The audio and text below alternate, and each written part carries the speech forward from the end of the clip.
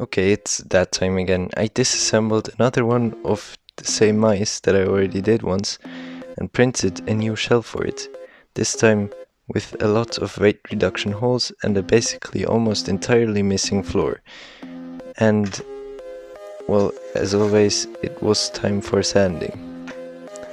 Lots of sanding, like, I mean, all the sanding. Then it was time for painting, and this thing only weighs 40 grams. But here's the reveal.